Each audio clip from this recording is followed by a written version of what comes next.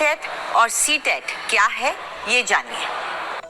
बिहार में शिक्षकों की भर्ती का मुद्दा गरमाया हुआ है और सोमवार को ही सीटेट और एस्टेट का एग्जाम पास कर चुके अभ्यर्थियों पर लाठी चार्ज भी किया गया था, क्योंकि वो विरोध प्रदर्शन कर रहे थे। उनकी मांग है कि प्राथमिक नोटिफिकेशन जल्द से जल्द जारी किया जाए। ये लोग 7वें चरण की शिक्षक बहाली की मांग कर रहे थे। ये अभ्यर्थी या कहें प्रदर्शनकारी वो उम्मीदवार हैं जिन्होंने प्राइमरी शिक्षक भर्ती के लिए अनिवार्य परीक्षाएं क्वालिफाई तो कर ली है, मगर सरकार 3 साल से नौकरी नहीं दे रही है।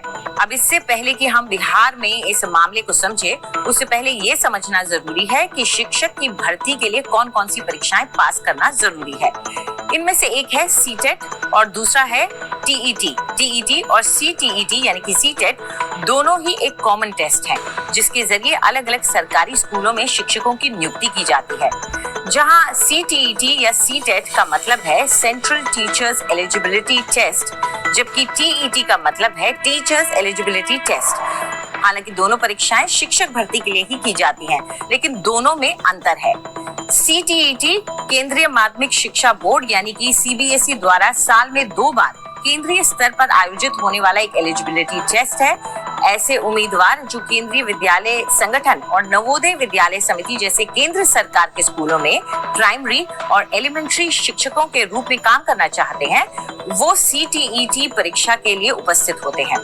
जबकि टीईटी उम्मीदवार राज्य सरकार की शिक्षक भर्ती के लिए भी आवेदन कर सकते हैं। केंद्रीय शिक्षा मंत्रालय ने सीटीईटी की परीक्षा कराने की जिम्मेदारी सीबीएसई को सौंपी है। अब आते हैं टीईटी पर। टीचर्स एलिजिबिलिटी टेस्ट राज्य स्तर पर आयोजित किया जाता है। कई राज्य सरकारें हर साल टीईटी परीक्षा आयोजित करती हैं, जिसे यूपी के लिए यूपी टीईटी, राजस्थान के लिए आरईटीईटी, बिहार में एसटीईटी और पंजाब के लिए पीएसटीईटी, एमपी के लिए एमपीटीईटी और केरल के लिए केटीईटी और तमिलनाडु के लिए Tamil Nadu teachers eligibility test. TET परीक्षा पास करने के बाद उम्मीदवार सिर्फ संबंधित राज्य सरकारों द्वारा संचालित स्कूलों में शिक्षण देने के लिए योग्य हो जाते हैं। यानी टीईटी और एसटीईटी में कुछ खास अंतर नहीं है। एसटीईटी का मतलब है स्टेट टीचर्स एलिजिबिलिटी टेस्ट। अब जिस भी स्टेट में ये टेस्ट कराया जाएगा, उस स्टेट के इनिशियल आगे लग जाएंगे, जैसा कि यूपी और बिहार के साथ है। अब इसमें ये भी समझना जरूरी है कि टीईटी के जितने भी उम्मीदवार हैं, वो केवीएस और एनवीएस जैसे केंद्रीय विद्यालयों में शिक्षा देने के लिए योग्य नहीं होते। उदाहरण के लिए, अगर कोई उम्मीदवार यूपी टीईटी परीक्षा पास करता है, तो वो केवल उत्तर प्रदेश के स्कूलों में शिक्षण कार्य के लिए योग्य हो जाएगा। अब बात करते हैं इन परीक्षाओं को देने के लिए एलिजिबिलिटी क्राइटेरिया की। प्राथमिक शिक्षक के उम्मीदवार को 50% अंकों के साथ 12वीं कक्षा की परीक्षा पास करनी होती है। इसके अलावा प्रारंभिक शिक्षा में 2 वर्षीय डिप्लोमा या प्रारंभिक शिक्षा कार्यक्रम में 4 वर्षीय ग्रेजुएशन यानी कि बैचलर्स ऑफ एलिमेंट्री एजुकेशन पास करना जरूरी है।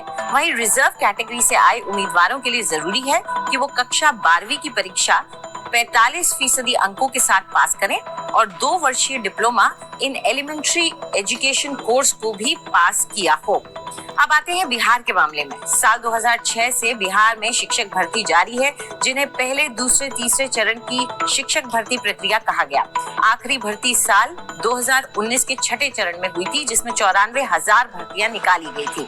इसमें से 42,000 पदों पर ही नियुक्ति हो पाई, जबकि 50,000 से ज्यादा पद खाली रह गए। इसके बाद 3 साल से अगली भर्ती का नोटिफिकेशन नहीं जारी किया गया है।